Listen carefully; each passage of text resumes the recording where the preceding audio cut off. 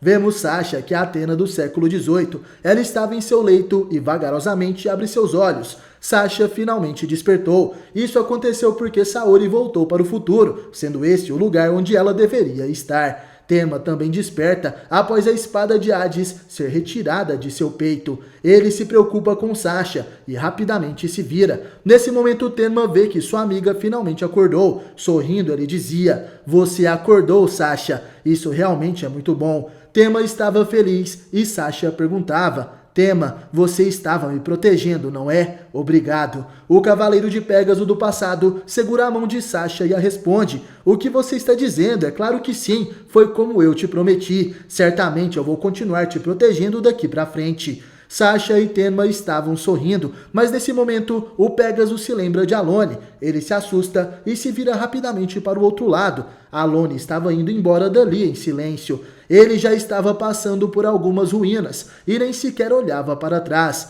Tenma fica preocupado e grita o nome de seu amigo. Ele dizia: "Alone, não importa o que aconteça daqui para frente, ainda somos amigos. Você me entendeu, Alone?" Sasha se levanta e ela estava assustada e chorava. Vemos nesse momento que Alone também estava chorando e em seus pensamentos ele também se despede. Adeus, Tenma e Sasha. Essa foi a despedida de 3 amigos que agora tomarão lados opostos nessa guerra. Após isso, somos levados até o santuário. Os Cavaleiros de Ouro aguardavam a chegada de Atena. Xion de Áries, Ox de Touro, Caim de Gêmeos, Deftol de Câncer, Kaiser de Leão, Shijima de Virgem, Doku de Libra, Escarlate de Escorpião, Gestalt de Sagitário, Iso de Capricórnio, Mistória de Aquário e Cardinale de Peixes. Os 12 Cavaleiros de Ouro daquela era estavam de pé em frente ao santuário para receberem a deusa Atena. Todos eles estavam vivos e em suas formas originais. Finalmente Atena chega ao santuário. Esse é o começo da Grande Guerra Santa do século XVIII.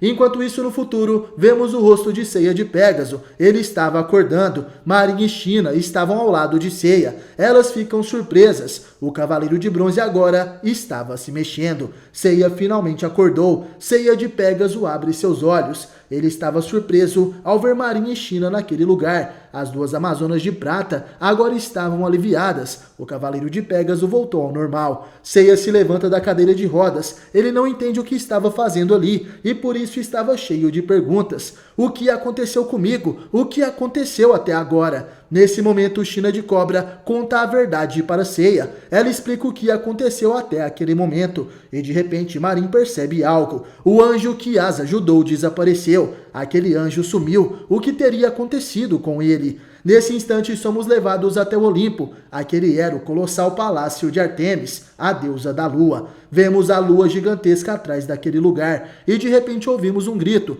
Toma de Anjo do Sono estava ali. Ele sentia uma forte dor em sua cabeça. Isso acontecia por causa da máscara que estava em seu rosto. Aquela tortura era como uma maldição. Toma cai no chão. Quem estava à sua frente era Calisto, a serva mais poderosa de Artemis. Ela coloca seu báculo no pescoço do anjo e dizia: "Toma, seu tolo, porque retornou sem a cabeça do Seiya. E além de tudo, você ainda o ajudou. O que você estava pensando? Não quer ser um homem livre?" Mesmo no chão, Toma a responde: "Calisto, eu não farei mais o que você diz. Fique à vontade para fazer o que quiser." Calisto olha para Toma e falava: "Um anjo, um guerreiro do céu, de todas as pessoas, você não sente medo ou o quê? Muito menos você, que era um dos 4 assessores do Senhor Apolo. Mas como era muito violento, provocou a ira do Senhor Apolo e foi expulso do Templo do Sol." Nesse momento vemos o Templo de Apolo e o Sol que aparece atrás daquele lugar. Calisto continuava: "Você também desonrou a senhorita Artemis, que te ajudou por pena do que aconteceu,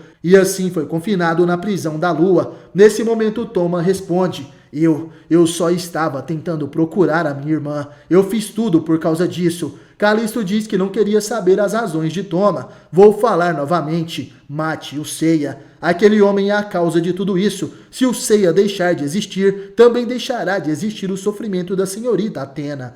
A tristeza da senhorita Artemis, que só pensa na irmã menor, também irá sumir." Toma pede desculpas. Calisto então o pergunta: "Seu maldito, você mudou para o lado dos cavaleiros?" Thomas se recorda das batalhas que travou contra os cavaleiros de Atena, e por isso dizia: nas várias vezes enquanto eu estava lutando contra eles, senti algo muito estranho. Eu senti que apesar de ser um anjo, eu também era um ser humano, feito de carne e ossos, assim como eles. Calisto se prepara para dar o golpe final. Ela falava: neste caso, você não tem mais utilidade, morra. Porém, antes que pudesse matar o anjo do sono, uma satélite chega até ali. Ela tinha uma mensagem urgente. Senhorita Calisto, agora há pouco o Ceia... Calisto fica surpresa. Ceia de Pegas o despertou. Enquanto isso, dentro do palácio de Ártemis, vemos o trono da deusa da lua. Ela estava ali e à sua frente vemos a Atena Saori e os cavaleiros de bronze. Eles voltaram do passado em segurança. Saori estava utilizando a armadura de Atena e se ajoelhou perante sua irmã. Ártemis se levanta e falava: minha irmã, você veio para receber a sua punição? Saori, com a cabeça baixada, responde que sim, minha irmã.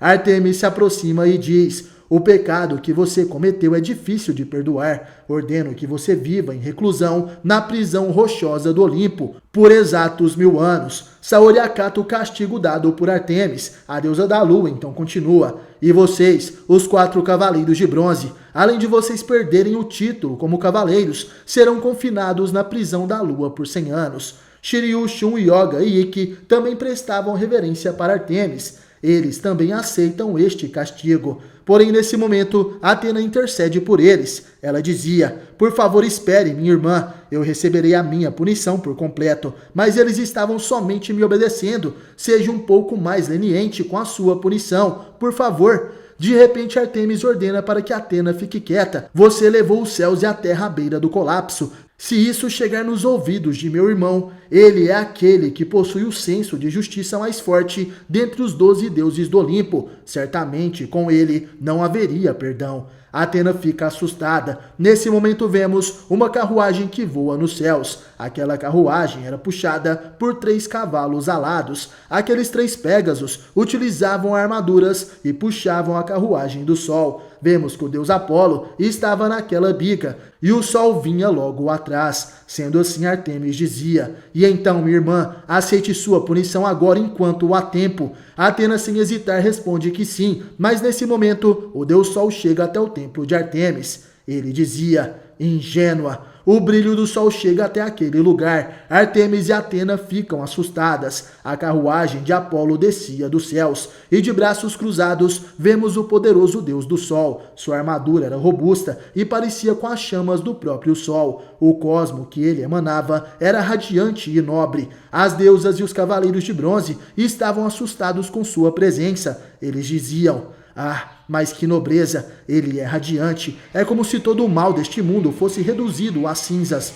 Essa pessoa é o deus do sol, Apolo. Vemos o furioso rosto de Apolo, em sua testa ele possui a marca do sol. Vemos a carruagem do deus Sol Apolo se aproximando do templo de Ártemis. Sua carruagem possui 3 cavalos alados e é capaz de puxar o próprio Sol. O deus Sol então vai até onde Ártemis, Atena e os cavaleiros de bronze estão. Saori e os cavaleiros estavam de joelhos perante Ártemis. De repente vemos que os cavalos alados que puxavam a carruagem de Apolo começam a mudar de forma. Esses são os anjos da comitiva de Apolo. Eles estão regressando à sua forma original. Esses 3 anjos utilizam armaduras idênticas à de Toma, o anjo do sono. Os anjos se ajoelham. Nesse momento, Apolo desce de sua carruagem. Percebemos que o deus Sol é gigantesco. A imponência de Apolo e sua armadura eram colossais. Ele se dirige a Ártemis. A deusa da lua diz que estava escutando seu irmão mais velho. Apolo diz que o julgamento de Ártemis foi muito brando.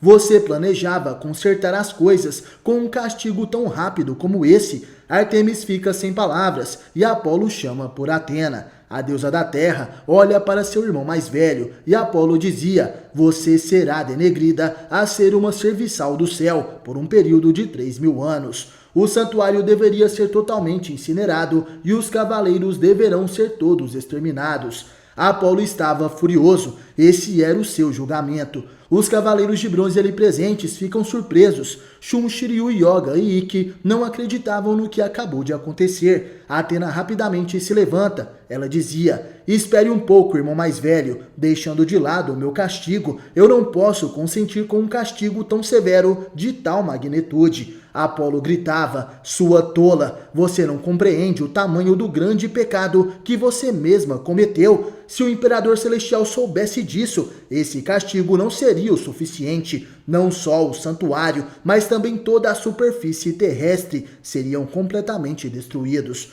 Os cavaleiros de bronze estavam surpresos com essa revelação. Ártemis suava frio e Athena ainda tenta conversar com seu irmão mais velho, mas Apolo continuava. No entanto, talvez a destruição da Terra também fosse algo bom. Durante muito tempo, os deuses se irritaram excessivamente com os humanos. É por isso que os humanos se tornaram arrogantes e acabaram sujando a Terra. Seria melhor que as pessoas e a Terra voltassem ao nada de uma vez. De repente ouvimos um grito: fiquem fora do meu caminho! As portas do templo de Ártemis se abrem. Athena fica assustada. Aquele que estava abrindo os portões daquele lugar era ninguém menos do que Ceia de Pégaso. O cavaleiro de Pégaso abre as portas do templo de Ártemis. Ele chama pela senhorita Saori e por seus amigos. Os cavaleiros de bronze ficam surpresos e também felizes ao verem que Ceia finalmente estava de pé. As satélites de Ártemis tentam segurar o Pégaso. Calisto estava com elas e dizia: esse cara, vindo para um lugar como esse sozinho, peguem ele. Ceia grita para que as satélites o soltem.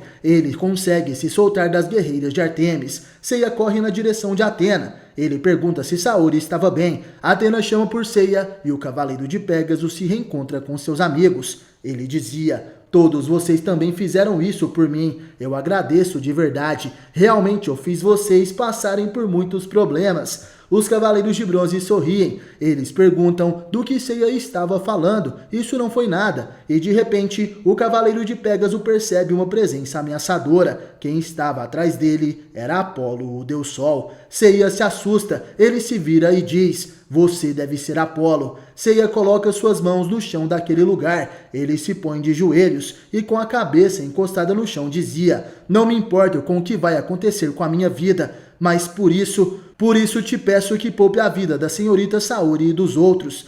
Ikki, Shiryu, Yoga e Shun ficam surpresos. Eles não imaginavam que Ceia faria isso. Athena também estava surpresa. Apolo entende o que estava acontecendo e dizia: você quer trocar a vida de Athena e dos cavaleiros pela vida de apenas uma pessoa como você? Quão importante você pensa que é a sua vida? Um dos anjos de Apolo avança rapidamente. Ele acerta um soco no rosto de Ceia e dizia: seu inseto, não seja tão arrogante. Ceia cai no chão e antes que pudesse levantar, o cetro de Apolo quase atinge a sua cabeça. Apolo coloca sua arma sagrada próxima do pescoço do Pégaso e diz: parece que você é um idiota. Minha irmã menor Athena é uma verdadeira deusa. A vida dos humanos pode ser comparada com a dos vermes. Mesmo que haja centenas de milhões de vidas humanas, pensa que podem se equivaler à vida de um deus? Que insolente forma de falar. Vou te transformar em pó aqui neste lugar. Desapareça, humano. Apolo ataca com seu báculo. Ceia será transformado em pó. Porém, nesse instante, Athena o interrompe. Ela dizia: meu grande irmão, espere, por favor. Eu darei a minha vida. De alguma forma, por favor, perdoe os demais em troca da minha vida. Ceia chama por Saori. Os cavaleiros de bronze estavam surpresos com as palavras de Athena. E Apolo apenas responde: minha pequena irmã, você não vai morrer. Mesmo que seu corpo morra, você possui a vida eterna. Isso porque você é uma deusa. Athena então faz uma proposta. Ela deixará de ser uma deusa. Apolo pergunta o que Athena estava dizendo e Ártemis fica preocupada. Saori, porém, continua: por isso, de alguma forma, por favor, poupe o santuário e a vida dos cavaleiros. Por favor, meu grande irmão. Apolo fica sério. Ele se aproxima de Athena e diz: minha pequena irmã, você entende bem o que acontecerá quando deixar de ser uma deusa. terá apenas mais algumas décadas de vida.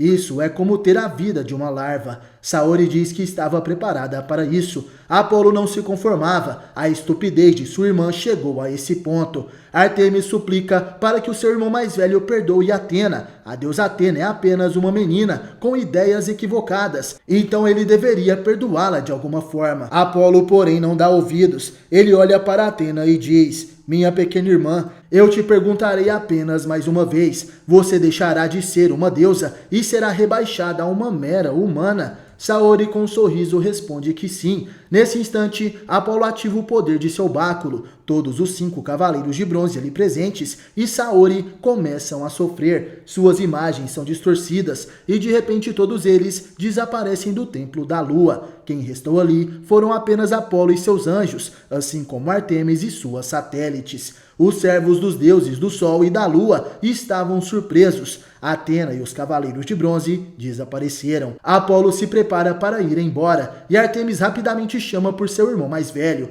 Apolo diz para ela não se preocupar. Eles regressaram para o mundo humano. Nossa irmã menor se tornou uma humana, assim como decidiu. Agora saberemos o quão forte será a sua determinação. Não concorda? Ártemis responde que sim, mas mesmo assim ela estava preocupada. Apolo então a revela. Apesar disso, suas lembranças e memórias desapareceram. Ela não lembra que era Atena, e eles não se lembram que eram cavaleiros, e muito menos saberão das batalhas que travaram entre eles. Apesar de tudo, Atena, que tristeza, minha pequena irmã. Ártemis começa a chorar. De repente vemos a bruxa Hecate. Ela gostaria de perguntar algo para Cronos. Diga-me, Cronos, com isso as coisas estarão bem de verdade? O deus do tempo não a responde, mas Hecate continua. Atena foi rebaixada, agora ela é uma humana. Os cavaleiros também perderam suas memórias. Estarão dispersos, provavelmente sem saber quem são eles mesmos. Embora se o grande Cronos não os tivesse enviado para o passado, isso não iria acontecer. Você fez muitas travessuras, agora eu chego a uma conclusão. Apenas eu, Hecate, foi quem ganhou alguma coisa. Peguei o cabelo de Atena e voltei a ser jovem, não é verdade? De repente Hecate desaparece e somos levados até a Grécia. Esse é o epílogo. Será esse o fim? Vemos Saorikido visitando algumas ruínas. Shun estava com uma carroça carregada de plantas. Ele pega um buquê de flores e leva até Saori. Shun dizia: me desculpe pela demora, eu fiz o seu ramo de flores, senhorita. Saori agradece, mas de repente ela observa algo. Ela pergunta para Shun o que são essas palavras gravadas naquela parede. Shun diz que não sabia o que era aquilo. Ele também chegou ali há pouco tempo. Os dois estavam nas ruínas do antigo santuário de Atena. Aquele era o testamento de Aioros. Shun diz que alguém deve ter escrito aquilo de forma repentina. Saori concorda. Shun pergunta se a senhorita estava de viagem. Ela diz que sim, por alguma razão, esse lugar me fez sentir nostalgia. Shun deseja uma boa viagem para a jovem senhorita e Saori o agradece. Shun se despede e andando por aquele lugar, Saori se depara com um rapaz. Esse é Seiya de Pégaso, que trazia consigo uma mochila. Ele passa na frente do testamento de Aioros. Seiya passa por Atena e não a reconhece. Ele continua seu caminho e enquanto ventava, as lágrimas de Saori caem de seus olhos. O vento então leva o seu chapéu. O chapéu de Saori é levado e as palavras do testamento aparecem, sendo esse o capítulo final de Cavaleiros do Zodíaco Next Dimension. E no mais, obrigado por assistir esse vídeo até o final. Valeu, falou, tamo junto e até a próxima. Queime seu cosmo até o infinito.